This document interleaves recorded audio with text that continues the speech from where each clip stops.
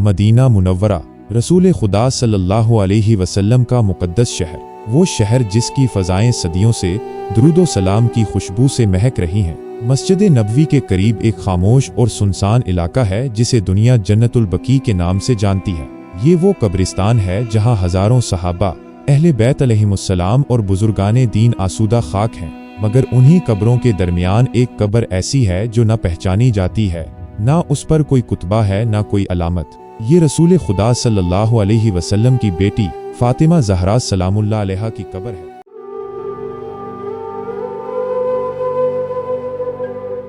ये वही फातिमा है जिन्हें रसूलुल्लाह सल्लल्लाहु अलैहि वसल्लम ने सैयदा निसाइल आलमीन फरमाया, जिनके लिए हुजूर खड़े हो जाते, जिनके लिए जिब्राइल अलैहिस्सलाम आसमान से पैगाम लाते थे, मगर आज उनकी कब्र बेनामो निशान है। तारीख का ये लम्हा हमें सदियों बाद भी तड़पाता है।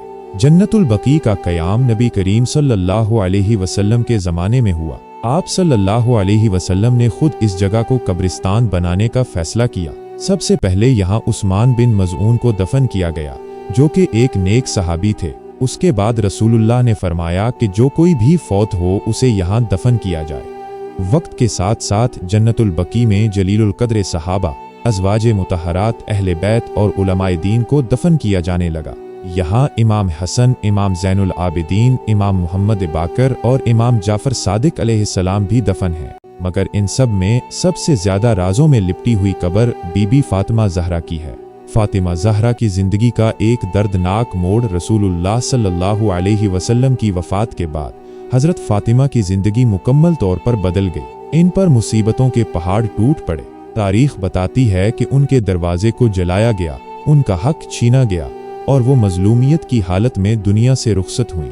हज़रत फातिमा ने मौला अली से वसीयत की कि मेरा जनाजा रात की तारीकी में उठाया जाए, मेरी कब्र को मख्फी रखा जाए, मेरे साथ होने वाली ज़्यादतियों को तारीख याद रखे।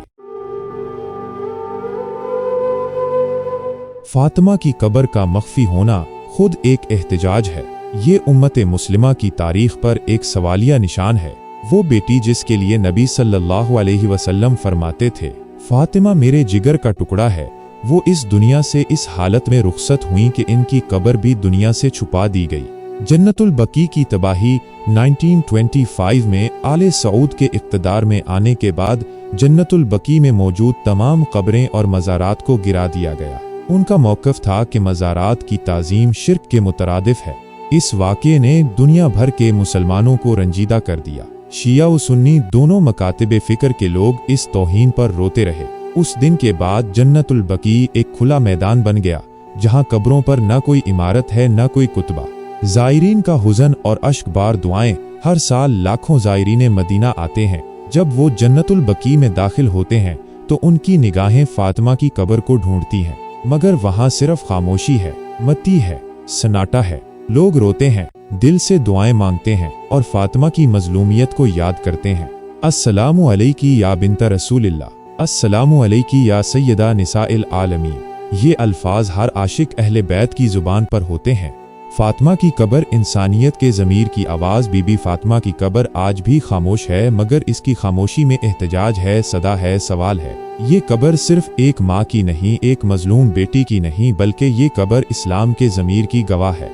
वो फातिमा जो नबी की आंखों का नूर थीं, वो फातिमा जो अली की हमराज थीं, आज उनकी कब्र पर कोई निशान तक नहीं।